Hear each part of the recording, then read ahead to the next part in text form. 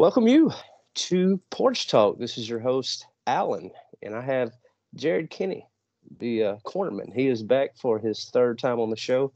I'm in the stock room at Munson Brothers. We have live music going on tonight. We have patrons enjoying the bar, so I'm back here in the back with you in Columbus, Mississippi.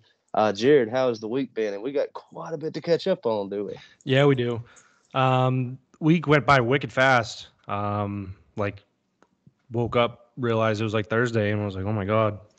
And now here we are Friday, and a lot of stuff to catch up on. So just out the gate is that bad weather that's supposed to be coming up? Is that going to be touching y'all? Do you know? Yeah, it touched us this morning. Like on my drive to work, it was like downpouring. It's supposed to last till tomorrow. I was just actually on the news. It's heading like east. I think tomorrow it's supposed to snow back home in Boston. So it's like, I don't know, can't get over this weather. It's supposed to hail and stuff. We got tornado warnings and stuff like that. So. Yeah, I saw it was just following like with the Oma Dogs, with the Mississippi State Bulldogs. They I think they flew down to Tampa today, and they had to start their game at 1:00. It got pushed earlier, and then their game tomorrow got pushed back. So trying to cover with that. And while we're at it, have you seen that ridiculous headline like East Coast expect giant spiders to be falling from the sky? Oh, the parachute spiders, dude. Yeah. Yeah, I guess there's someone was saying that there's funny videos on YouTube of like I'm sorry if this word offends anybody, but like a bunch of rednecks shooting them with guns because they're so big. I haven't seen the video, but I need to pull it up because if you could shoot them with a gun, like those are fucking big. I'm set. I'm good. I've seen pictures of them, and so like in my mind, I lived down there in the Mobile area for 6 years, and I'm well aware of like a banana spider, like big as your hand, counting the legs, and then like the body's probably the size of your thumb, but these are substantially bigger. And I was like, where are you finding these things? And I was like, that belongs in Australia. Yeah, we quick little story about spiders. I was in school in San Angelo, Texas. That's in West Texas for people who don't know their Texas geography. We were there for 4 months, and they have some crazy wildlife. But we stayed. It was really like a barracks room, but they called it a hotel. Anyway, my buddy was on the first floor, and you're exposed to the elements. Like you open up your door, and there's the outside, and he's on the first floor, and he sends me a picture one day, and it's a fucking wolf spider. I don't know if you've ever seen one of those, dude. Yes. They're fucking big. And it's like, how a hotel room has like a bed, and then you got usually a little chair in the corner that's like kitty cornered. Mm-hmm. So he threw his uniform and stuff on the chair, but one of it fell behind the chair, in between the wall and the whatever. And he goes back there and he's like, holy shit. Sends me a picture. I'm like, no way. So we go, we call the maintenance guy. This guy is Texas fucking born and raised, and he goes, oh, now that's just a pup. And we were like, what? And it's literally the size of like my hand, like this. He goes, oh, that's just a pup. Dude, what are you talking about? No thanks. And my buddy's from Maryland.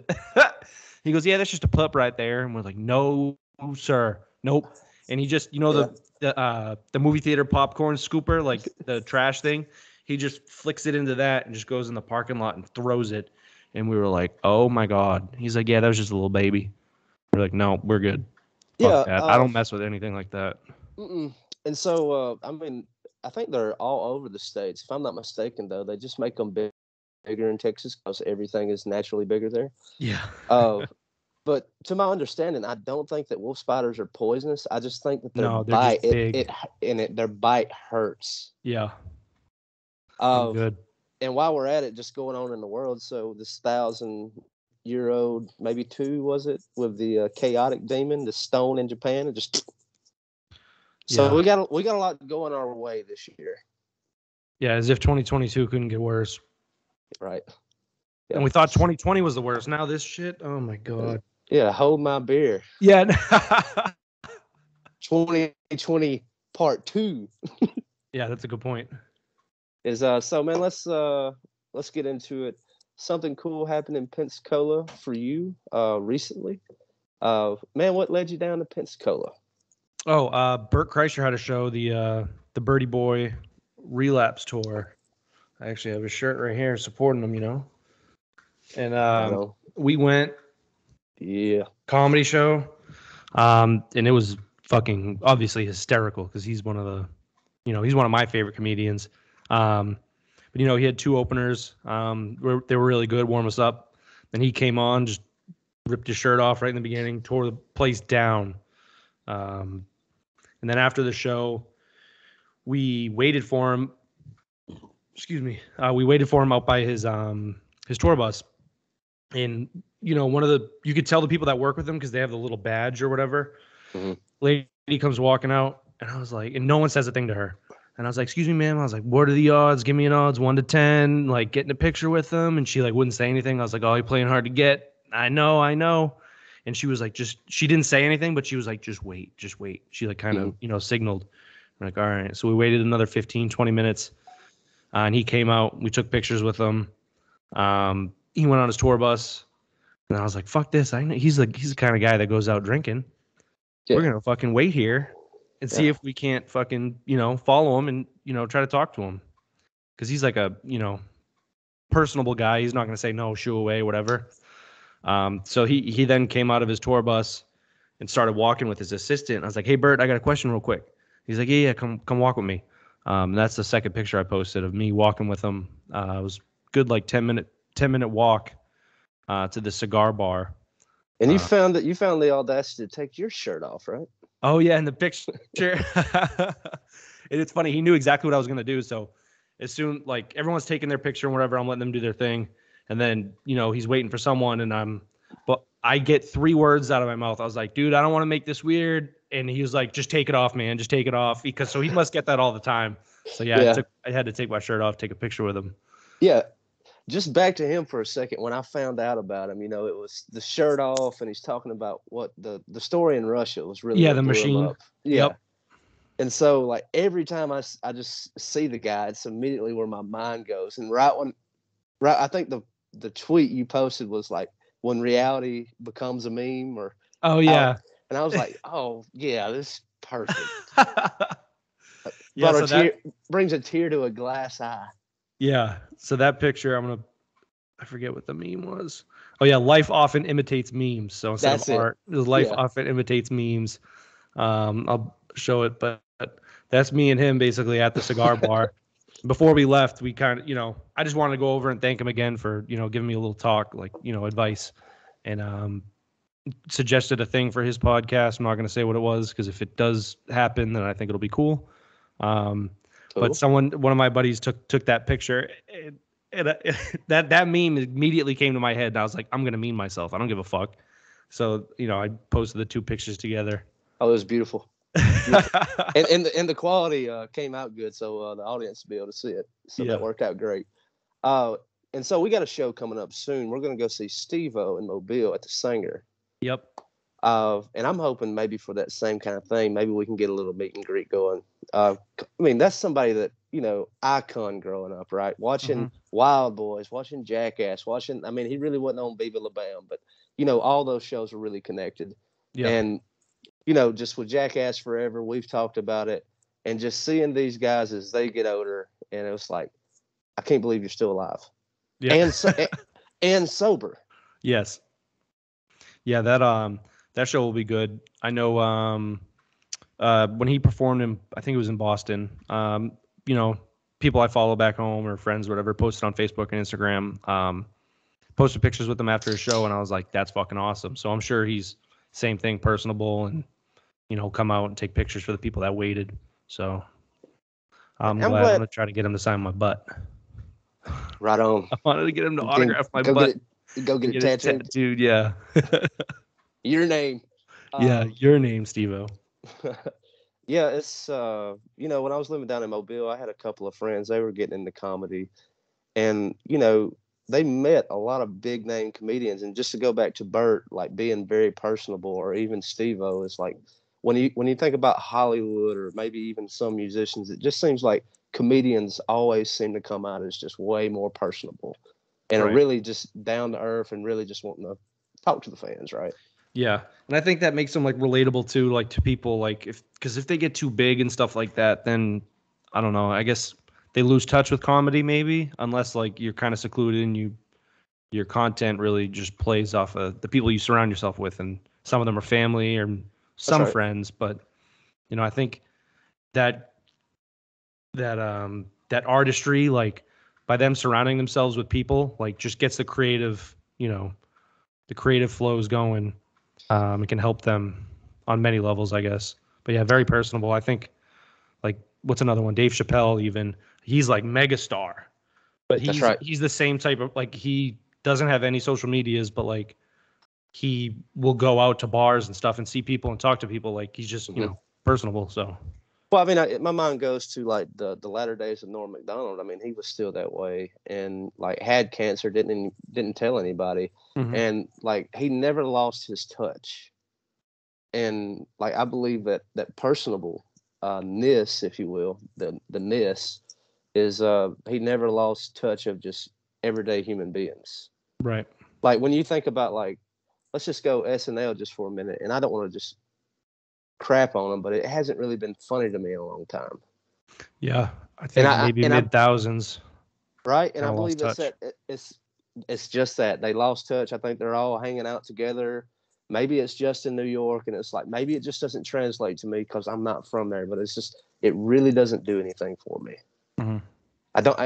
Maybe it's like I don't get it. I'm not the butt of the joke. I just don't get it. Yeah. I couldn't tell you the last time I watched. Well, actually, it was when Dave Chappelle was on it. I think it was the election special. It was either that one or it was remember he did the Walking Dead skit. Yeah, it was that. I don't know if that was the same episode or not, but like I think it was. He's the type of name that like will get me to watch it because it's like fucking Dave Chappelle on SNL. Okay. I mean, I even watched like the Elon Musk episode that was one of the more recent ones, and I was looking forward to that. And like those sketches were whack. He was like Wario and all that. And it was like this is silly. Yeah. And because I was really watching it just for like the crypto market because it's like Doge is about to skyrocket, and it was like. Yeah, nothing happened. But yeah, just to move on is also this following weekend we had a big UFC card. Oh yeah, this last weekend, UFC 272. So we have them. I'll pull it up right here. Move you to the right. Where's it at? Here it is. So we had Jorge Masvidal versus Colby Covington. That was the main event. It was a non-title fight. I'm pretty sure it went, for a lot of the fans, it went the exact way how everyone thought it was going to go. Some people truthfully thought Jorge Masvidal was going to win, and it's just like, dude, Vegas is saying, Masvidal's plus 450, Covington's like minus 300, give or take. So Covington was a massive favorite. So that was a main event, just dominated him 5 rounds. I personally scored it 50-44. So one of the rounds I had Colby Covington winning 10-8. I think it was the third. Good fight, but yeah, it just kind of ended. It went exactly how everybody thought it was going to go. Colby Covington was minus 320. Jorge Masvidal was plus 250. And those two just fucking hated each other. So it was good to watch, but it wasn't very much stand up. It trading back and forth. It was just Colby taking him down and just punishing him. So. Well, I mean, he looked really good, like cardio-wise, and that was the big thing that he said, like by accident, like a interview, right? He was like, I got a double lung when he meant triple. Yeah. He said I had a second lung. Yeah, I was like, most of us do, bub. Yeah. But nice. Yeah, he's not too bright. I get what you're saying. It just goes back to that. I want to go back to the way that you judge these rounds, just for those who may be unaware of how a round is judged. How do you go about judging it from 8 to 10 or like whatever that looks like? How do you judge that? So obviously, like, each round is scored winner loser. So 10-9 is usually how it goes. Like the winner obviously gets 10 points, loser gets 9. And they just adopted the 10-8 round scoring system, which is like, if I knock you down 3 times in one round and it's just absolutely demolishing you, but we go to the next round, that could be considered a 10-8. So, or like, if I wrestle you, take you down, just keep you down for 4 minutes, just causing damage, that'll be considered a 10-8. But like, damage is number one. So like damage done, control time. So like if I'm controlling the fight, if I'm putting the pressure on, takedowns is another big one. And then knockdowns and stuff like that come into effect. A lot of people judge stuff a little bit differently, but that's why I like going on Twitter actively during fights, because like I'll see so many people saying like, oh, that was a 10-9 this guy. And then someone will be like, it's very close, but 10-9 this guy. And it's like, okay, I kind of see. And it's so hard. Like those judges are under so much fucking pressure to, score a round correctly. And they're ridiculed so bad if they get it wrong. And sometimes they do get it very, very, very wrong. And everybody is saying it went this way, and they're saying it went another way. So but they have a lot of pressure.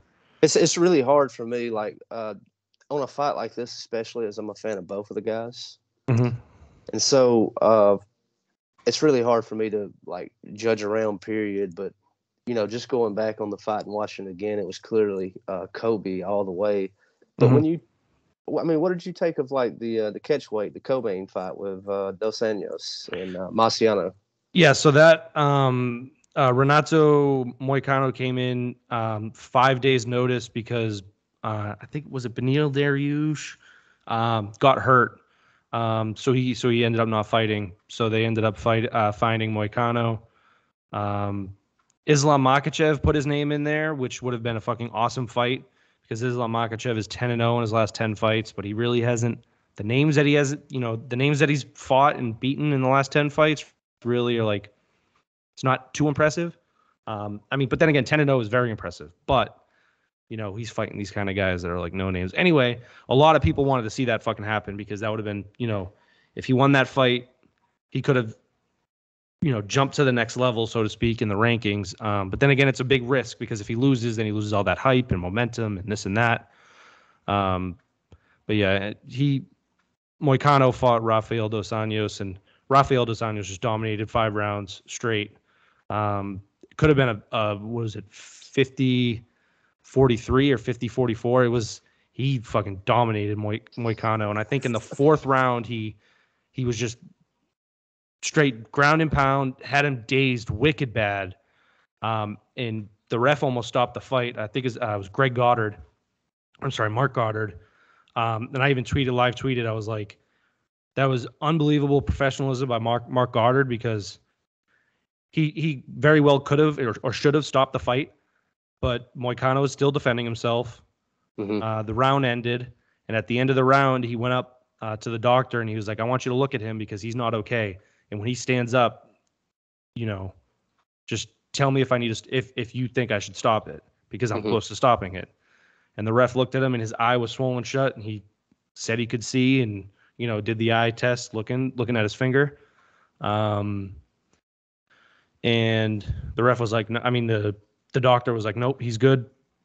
So Goddard was like, all right. And then Goddard went up to him and he said, you have 30 seconds in this round to show me you have something or else I'm stopping the fight. And he didn't show too much, but he was still throwing punches actively and pressing. But Rafael Dos Anjos was just the showmanship he showed by showing the respect, like, oh, hey, you made it to this 5th round, so we're gonna go out and let you finish this fight basically because he didn't really throw much. It was kind of like a sparring. So the 5th round was kind of boring and Moicano caught him a couple times, and Dos Anjos wasn't too happy, but it was a great show of respect by Dos Anjos and very professional. And it goes just to step back just to Kobe and the Masvidal fight just for a second. It's like you think Masvidal, the guy has got, 51 fights under his belt, just on this record, professional record. Mm-hmm. And then Dos Anjos has got 44. And then you're looking at the professional fights of Marciano is 22. Mm-hmm. So I was like, just as far as experience goes. Now, I don't know how many times you fought not professionally though, right? And so that might not say a whole lot, but then again, like Dos Anjos is a veteran. Yes. Yeah, he's true vet. Like he was supposed to fight Connor for the belt, and then he fell out. He got hurt. He hurt his ankle, and then that's when Nate Diaz stepped in, and they had their first fight between Connor and Nate. My boy. But yeah, Rafael Dos Anjos ain't no slouch, and he's caught such bad breaks. Like in his last 6 fights, like I think 4 people have either dropped out and they canceled the fight, or they brought someone in last minute. So it's like, he can't catch a break. I feel bad, but he's a very, very, very good fighter. Yeah, and just to go over to McGregor just for a second, I don't think there's any need in him coming back. Like, I mean, yeah, come back. I don't think you need to come back because you need the dollar, but you don't have anything to prove. You're kind of like the old dog now. It's almost like if Tito Ortiz or like Liddell would want to come back. It's like, dude, all these guys are better than you now. Like, they're talking about like Nate Diaz 3, and I was like, okay, I'm gonna go to Vegas and I'm gonna bet a lot of money on Nate. Because I don't think McGregor has another W in him. I do. It just depends. Like he expects himself, because of the name, to come back and like fight for a belt or fight a top 3 contender, and it's like, dude, the fight game is so advanced. Like, ring rust is real. First of all, you're coming off an injury. Like, take a lesser fight. Someone not maybe or they are pretty well known, but they're not as good as like a top 3 contender, and get these rounds under your belt, because he did that. Remember when he fought Cowboy a few years ago? Yeah. So he fought Cowboy, and then he wanted to fight again in like May of the next year. But then COVID happened, so then that just fucked everything up. And I think like a run like that, like come back and fight a Nate Diaz before you get into these people like another Justin Gaethje or Charles Oliveira, something like that. Like, you don't want to go straight into the belly of the beast. Like, I think he needs to fight someone that's a tired vet or a young up and comer, kind of like that, just to get some rounds under his belt. Yeah, I mean, I wouldn't go against like just when I think about just all the veteran Mexicans in the UFC, like think like Ferguson or the Diaz brothers. It's like that probably is not a good launching pad. No, you're right. I mean, the money's definitely going to be there. Oh yeah, and people are going to watch. Oh yeah, I mean, everybody will watch. And a lot of people are saying Jorge Masvidal versus Conor should happen. I don't even like that though. At 170, and a lot of people are saying that at 170 because originally Conor said I wanted to go to 170, and Dana White was like, no, people like Jorge Masvidal is too big for you, and he was like, no, dude, I don't think so. And then I think he fought Cowboy at 170 and ended up winning, but then again, it's Cowboy, so you can't really go off that. No disrespect to Cowboy whatsoever, but he's not no Conor McGregor or Jorge Masvidal. What's gonna happen with John Jones, man? He recently got busted again. Well, it wasn't. I think the video came out. It wasn't that he got busted again. The video became public of his arrest back last year, like last October, I think. And so that made rounds. Social media did what social media does. Yep. Yeah. I would like to see him fight. I'm obviously just being the biggest John Jones fan in the world. I think. Who can beat him? Nobody. Especially going off like Francis Ngannou's last fight with Cyril Gane. Took him down, wrestled him, nobody's ever seen that before from Francis ever. And he had a torn MCL. Cyril Gane is no match for John Jones if that happened. John Jones is hands down one of the best wrestlers in the UFC, especially being that big. So I don't think anybody can beat him. And just to mention Francis Ngannou, news came out today that he's actually having surgery to repair his torn MCL next week. So that's like a minimum 9 months he's going to be out. So I'm sure they're going to another interim champion, do all this stuff. So that'll leave some, questioning in the heavyweight division. But personally, I don't think anybody's beating John Jones. I wonder if his MCL was torn when he went on Jackass. Oh, that's a good question. Because I have no idea when they shot that. I know it was shot during COVID, but yeah, I don't know. I just know during the fight he had the. What was the equivalent of him punching you? It was like getting hit Oh, by a it's a full size Ford Focus. Yeah. Yeah. his punching power is like 100 and whatever horsepower. Jeez. I can look it up real quick, but it's stupid. What a monster. So just I don't know if you want to cover anything else on the card. I want to bring up old Thug Nasty, Mr. Bryce Mitchell, all the way from Arkansas. Oh yeah. He got himself a W. Yep. And then thank God for what fighting sports and Dana White at the UFC lets his fighters do is speak their mind. And he was fairly outspoken in a later interview. I don't have to get off into the weeds in what he said, but I think it's great for people in the public eye to be able to make these kind of stands and to be able to say those kind of things. I believe it's important. Right. Yeah, definitely. I think a lot of I know it's like with the NFL and stuff like that, like a lot of these big leagues will kind of,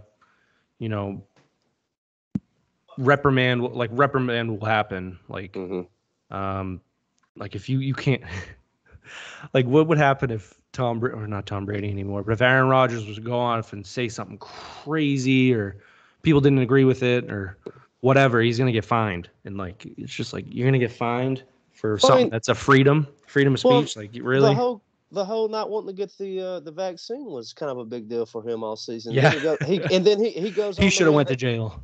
Yeah, and then he goes on to win the MVP. Right. And then there was a New York Times article just to flip it over to NBA. Kyrie Irving, he played for the Brooklyn Nets, and so the rule was that if you're going to play in New York, you have to be vaccinated. But there was this I'm blanking on his name. He plays for Orlando. He has a podcast too, I think, with Daily Wire. But he wasn't vaccinated. But if he went to New York to play, he could play. And then the New York Times article wrote up. It was like, okay, guys, I know how good it makes all of us feel to kind of not let him get his way, but I think it's kind of time for him to be allowed to start playing again. And it's like, yeah, no crap, you goof. Your team sucks. Yeah, they just they actually beat the Sixers the other night pretty handedly. James Harden had a bad game. I watched that. That was on last night. But yeah, I think all the COVID protocols are going to be lifted pretty soon, so he should be able to play come playoff time at least. But yeah, I think everybody. I mean, those big leagues, they'll fine you for fucking saying anything. It's so crazy. But yeah, it was good to see. I mean, he personally, I thought it was a very, very, very hot take that Bryce Mitchell had. If people want to know what he said, you can probably just YouTube Bryce Mitchell on the MMA Hour with Ariel Helwani. Yeah. You can watch that. I'm not going to go too much into what he said, but it created a whole stir wind on Twitter. But yeah, he had a very dominant win over, an 11-year UFC vet in Edson Barboza. Just wrestled him, just kind of did like what Khabib did, just wrestled him and just beat the shit out of him for 3 rounds. Won by unanimous decision. That was good to watch. And then the first fight of the night, which I'm sure a lot of people were fans of, Greg Hardy lost to Sergey Spivak. He got knocked out. I mean, who doesn't like seeing Greg Hardy get knocked out? That piece of shit. That was his last fight in the UFC, so a lot of people are speculating, he can't go out on an L. Yeah, does Dana White keep him and put him in these spots so he could be America's laughingstock? So because that's gonna bring in viewers. Everybody's gonna watch this guy get his ass kicked. I mean, yeah, he might win a few times, but are they gonna want to pay him for that? I mean, who knows? And then you have Bellator, PFL, and all these other leagues that might throw a bag at him just to get him on their promotion. No, how long have you been into just watching UFC? Probably. How old am I? 26. Give or take 18 years, maybe. I don't know. Since I was young, before 10 years old, I remember watching it with my dad. Yeah, I got into it back during the Tito Ortiz and Chuck Liddell days with GSP and all those cats. And when I bring it up to today, it seems like the game has really changed a lot. And I think it was me and my coworker. We were talking about this. He was like, "Could you imagine if Bruce Lee was alive today?" And I was like, "I mean, well, okay, like let's say put Bruce Lee in his prime." I was like, "I would take anyone in the UFC versus Bruce Lee." Yeah. Like I was like, I don't think like I think Bruce Lee was a bit of a bigger deal than what he actually was. Yeah. I agree with you on that. Like a lot of people like, oh, One Chuck inch Liddell in his punch, man. yeah, or like Chuck Liddell in his prime versus whoever. And it's like, dude, that guy would get fucking starched because these people now are just they're craftsmen. Like they're perfectionists when it comes to their craft. Like they have so many different aspects of their game, and I just I don't think they have any shot for someone like that. Same thing like Bruce Lee. Like, yeah, he was kind of like the godfather of MMA, but that's kind of like being like an idealist and just mixing these different forms of martial arts. You know what I mean? So he might not have been the best, but he was probably the one to, or not influence, but mix all these different forms of martial art. Yeah, I don't think if he was to fight someone, I don't think he had a shot. It'd be like Once Upon in Hollywood, and I'm not even like, and I'm not even going like Quentin Tarantino. It's like take Ip Man, the guy who supposedly like trained Bruce Lee, and it's like, okay, yeah, all those guys were bad in their own right, but I was like, do you not think there were actual people who weren't on movies that were way better than them? They were just like really good on film. Right. I'm not trying to take anything away from Bruce Lee or anything. It's just like, okay, just Chuck Norris. The shout out, I think he just turned like 82 today. No shit. So, yeah, I think if it came down to something like that, yeah, just it's different because it's the same thing like with football, like or basketball, like oh, Michael Jordan couldn't play in today's game, this and that, da da da, or like these players now couldn't play back in the day, and it's like, dude, no, I think they could. Like, because if anything, people nowadays are bigger, faster, and stronger. That's it. That's what it comes down to. So. That's kind of that's my point. But like just to the Michael Jordan, it's like there was a lot of tenacity there, and he was a very physical player. And I think like NBA was a very physical sport back with Michael Jordan's era. It is not as physical as it is today. I think they're bringing back the physicality with like the refs are like letting them play a whole lot more. Yep. But I still don't think it's back to like the late 80s, early 90s. Yeah, no, it won't. I don't think it'll ever get back to that. But I think it's kind of like that kind of comparison with just, different sports, or even like, oh, would what's his name? I don't know, Walter Payton be able to play today? Like, yeah, he was faster back then. Would he be as fast as he is now? Like, who's to tell? Oh, number 99 for Georgia. Remember that defensive lineman? He was huge. Oh yeah, he's 6'8". Did you see his 440? Yeah, he ran like a 4.58 40-yard dash, which is insane. He's like 6'6", almost 400 pounds. He's a unit. And I think that wraps up exactly what you said: bigger, faster, stronger, just all the way around. Yeah. And I don't know if it's like I think it's sports science, man. I think it's all those things because I mean, if you think college football, they're on the sidelines. It's like you see those things being handed like NFL.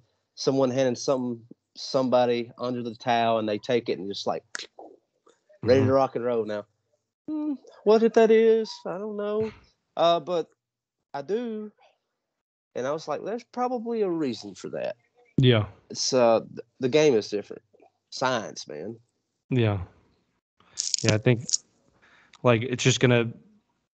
I think they talked about it today on Pardon My Take. They were like, oh, 30 years from now, are people going to be saying the same stuff about athletes today? Like people say like, oh, Michael Jordan was playing against electricians and plumbers and carpenters. Like, 30 years from now, are people going to be saying the same thing? Like, oh, Kevin Durant played against, podcasters, YouTubers, and whoever, because I'm sure people are going to, go on and do their own thing. Right. Yeah, I think that's a good point. Yeah. We can put that thing to bed. And I think about like what you just said with like podcasters, or even like think Marcus Spears, who played for LSU, and now he's an analyst on ESPN. It's exactly that. It's like he used to play this guy who now talks for a living. Well, yeah, but if you go back on his highlights though, yeah, he was in fact a bad man. Mm-hmm. So baseball is back. We were afraid that we might lose the MLB. The New York Yankee, the GM, was very afraid of what was going on, but we're back. Thank God. Just to put that whole, just seeing them go back and forth so often on just petty shit, dude. It was like, and then it came down to like just the players wanting to be paid more. Is that right? Is that? yeah, that's part of it, but like some of it's like what was it like one of the CBA was like just last year they implemented in extra innings they would have a base runner start on second base to kind of hurry up the game or whatever. Like I get it, like I get the point, just to kind of get it over with, but in a competitive fashion I don't. That was one of them. A pitch clock was another one. Bases like 13% larger was another. It's stupid shit. It's dumb stuff. But yeah, I think the salary cap is going to go up, and the owners were complaining. Like it was really fun. I thought it was hysterical. Just the owners their complaint is like, oh, well, we don't have enough money to pay you guys, and so that's one of their arguments. It always is, and just yesterday, I think it was yesterday or Wednesday, whatever, Apple had their spring event. And on that spring event, they announced MLB is going to be going to Apple TV. And they're going to have MLB games on, I think, Thursday and Friday nights. So they'll still be available on like ESPN and MLB Network and all this stuff. It's just going to get more eyes on them, basically. Yeah. And obviously, Apple's going to have to pay them a ton of money to get the streaming rights. And nobody knows what that number is, but it's going to be big. So. Oh man, let's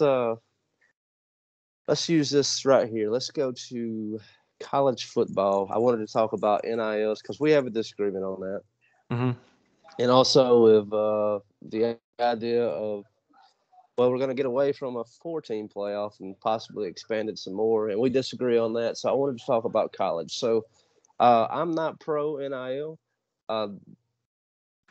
I think it sends things and they just spiraling down out of control. The one thing I do like about it is the fact that we might get our video game back. Yeah, I think they announced last year, what was it? EA Sports is going to bring back NCAA football. Mm-hmm. I think it's in 2023. I think that's right. I can look it up, but summer 2023. Yeah, it's eyeing for a summer of next year return.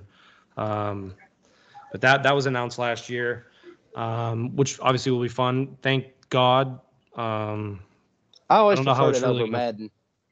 Yeah, a lot of people did. I think like my favorite one was like with Reggie Bush on the cover. Like it was like 04, I think, or 05. Yeah, and NIL. I think I might have explained it on our first episode together. Being from where I'm from, college football isn't really as big as it is down here. Like for us, it's just like, the Patriots. And then, for other people in New York, it's the Jets or whatever. So growing up, I always rooted for individual players, like Willis McGahee, Maurice Clarett, Tim Tebow, just, Reggie Bush. But, rooted for those individual players. And got to see them, play pro. Never really followed one team. Obviously I was a fan of like just the same thing, like the team that those people played on, like the Hurricanes or the Buckeyes or whatever. But I think the college kids should definitely, because it's only name, image, likeness. It's not like it's going to be a salary. So it's not like you're going to have Alabama like cutting checks to people directly. It's just, a kid's going to sign with like, Bojangles or a car dealership or whatever in the area, and they're going to get paid for it. I mean, yeah, they get to the old argument. It's like, well, they get to go to school for free. Well, yeah, that's true. But like, what if that kid gets a spinal injury or breaks both his legs or tears an ACL and that ruins his draft stock? He's got to get something for it, right? I mean, that's right. That's a could good ruin way their to put it. career.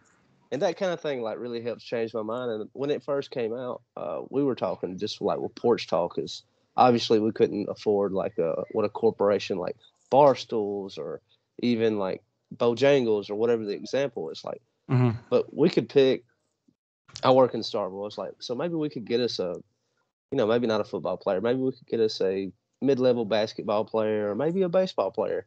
Mm-hmm. Like, hey, we're gonna give you like $500.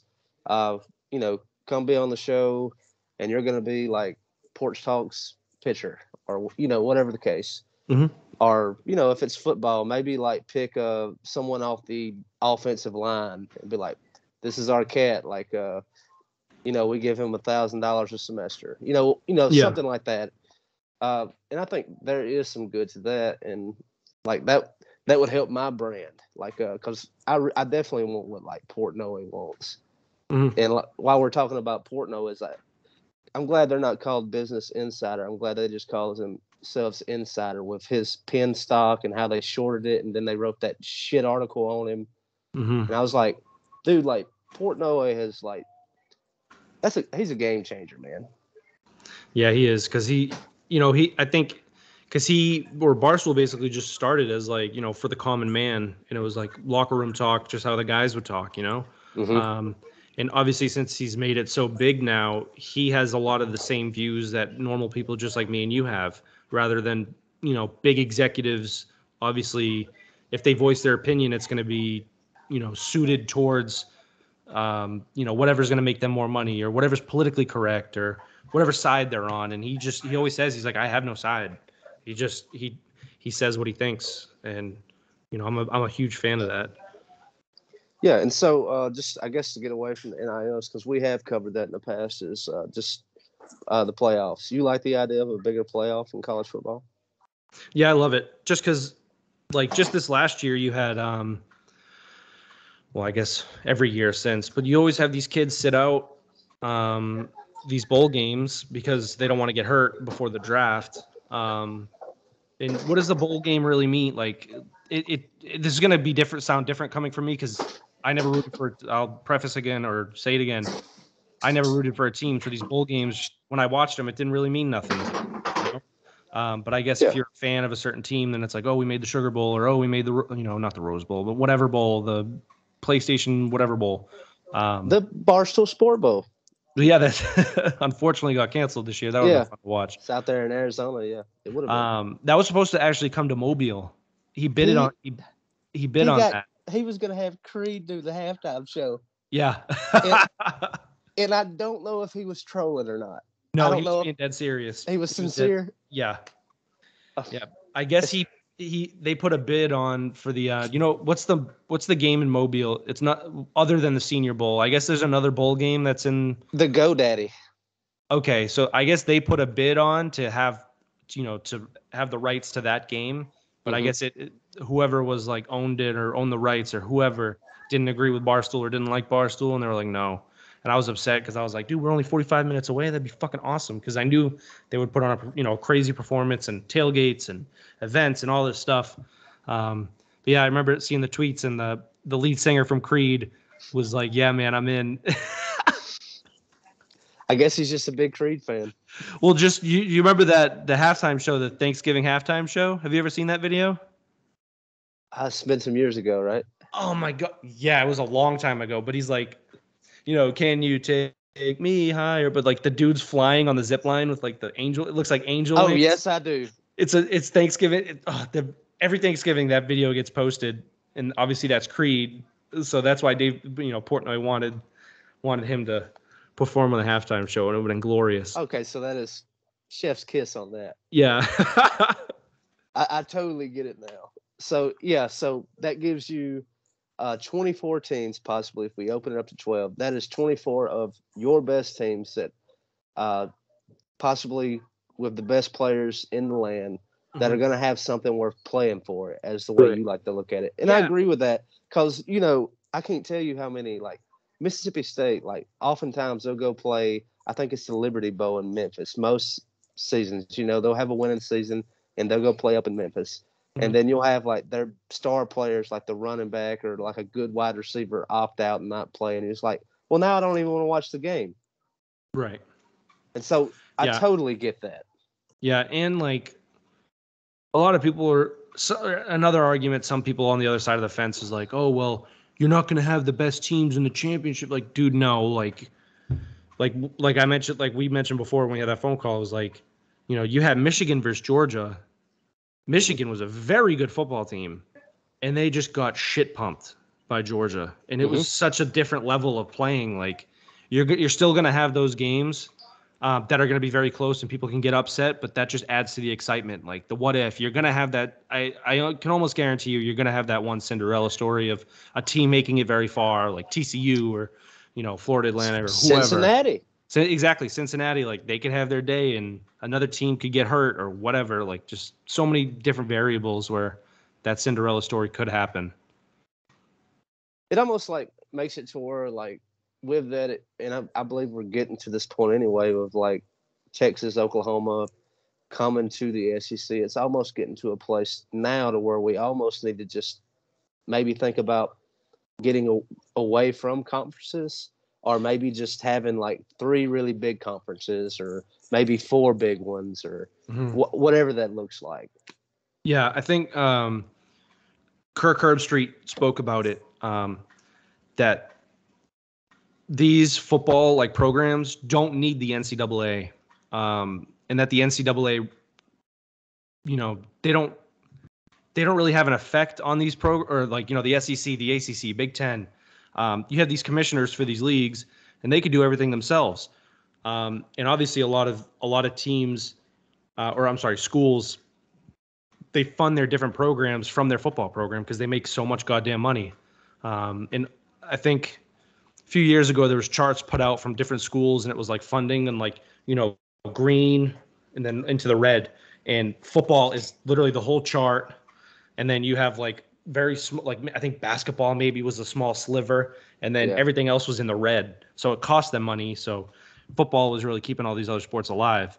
But Kirk Herbstreit had a good point. He said that you can have all these leagues run themselves and get away from the NCAA, and it'll just be SEC, and it'll just be the ACC, it'll just be the Big Ten, and I think it was Pac-12. So you're gonna have these big 4 conferences, and they're just gonna get aligned, or teams will get aligned geographically. And I mean that's a good point, because the NCAA they have these stupid fucking rules all the time. Like it's just dumb shit happens. I think we're all in agreement on like the stupid dumb things that the NCAA always pulls at least once a year. It's whatever. But he had a. I think LSU's about to be sanctioned. It's so stupid. And like I hate it. Like okay, let's just say like it happened. It's in 2022. Let's say, well, we went back in 2019 and we found allegations that turned out to be true. Well, hot damn, you didn't catch them, so who gives a shit? Right. And like then again, you're punishing these kids that are in school now, and the people who were involved in 2019, they're in the pros now. They're all gone. They're all gone. And like, if it was like one of the coaches or the staff members, like, okay, then punish them by suspending them half the year. They're already gone too. Most of the time. Most of the time, they're the whistleblowers. Right. So why punish, these kids who had nothing to do with something that happened in the past? That makes total sense. Yeah. Yeah. I'm so over the sanctions. And then like just growing up in the South, is like Alabama fans typically hate everybody. Hate LSU, hate Auburn, hate State, hate Ole Miss, that are on down the list. Is like, especially LSU, I guess, since, Saban left to go to Miami, then he came to Alabama. And so there's bad blood there. And so, like, I think it was my dad who was like, LSU's about to get sanctioned, and that just makes me happy. And I was like, why? That's just going to make them non-competitive for at least 3 to 5 years. Yep. And they're a great school. I was like, don't you want to beat them at their best? Yeah. I mean, it's just going to drive kids away from going there, because if you're a top recruit, or if you're a 5-star, 4-star athlete, or and if football, whatever, you're not going to go there. I'm blanking on his name that came from Notre Dame. Brian Kelly. Oh my God, those are the worst. So bad. It is so bad. Did you lose a bet? I don't have words. It was just those videos of, and it's funny because that one video that went viral, of him like dancing, doing whatever. There's 2 now though. Yeah, I think there's might be 3. The kid that was in that first video didn't even commit to LSU. He's going to like, I don't know, South Carolina or something like that. So it just makes it that much worse. This dude's a nut. I don't know.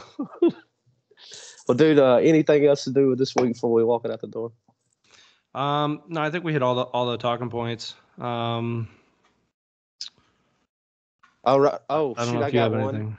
April 8th and 9th, I have Porch Fest at my house in Kennedy. All who listen or watch are welcome. It's a free event. All you got to do is show up. If you hop on the Instagram, the Twitter, or the Facebook of Porch Talk, you'll find the flyer and all the information you need. And if you happen to be in this area, you'll see a flyer on at your favorite bar. In Tuscaloosa, it'll be at Druid City Brewing. Here in Columbus, it'll be at Munson Brothers. You'll see it at the local gas stations. Just make plans. I know Sid, I don't know if you're going to be able to make it up, but I know Sid is planning on making it up. So there's literally people coming from all over the South. A couple of my friends from the Midwest, from Patriot territory up around northeast corner of the America out in Texas. So you can camp, you can stay, do whatever you need to do. Just come. Yeah, it should be fun. I'm looking forward to that. It's going to be a blast. And then the next big thing that I had to look forward, we're going to be doing it together, is going to be Steve-O down at the Singer. Mm-hmm. So, well, man, that's all I have. And let's just wait and see what this new week brings, and we'll scratch our heads about it later, right? Amen to that. I think after we're done here, I'm gonna record the official comeback episode of the Cornerman and just kind of do like a more in-depth talk about UFC stuff that's happened very recently and stuff that's up and coming.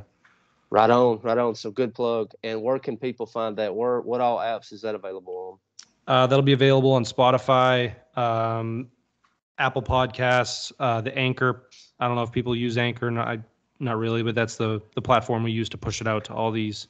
But you can find it on Anchor, Spotify, Apple Music, anywhere there. Then you could follow my personal account on Twitter and Instagram. It's at Jared Kenney, just like the spelling and the title of this episode, both on Twitter and Instagram, and I'll plug everything there. Right on, man. Well, let's get out of here and enjoy the weekend. Awesome. Appreciate it, man. I'll talk to you guys soon. See you, bub. Later.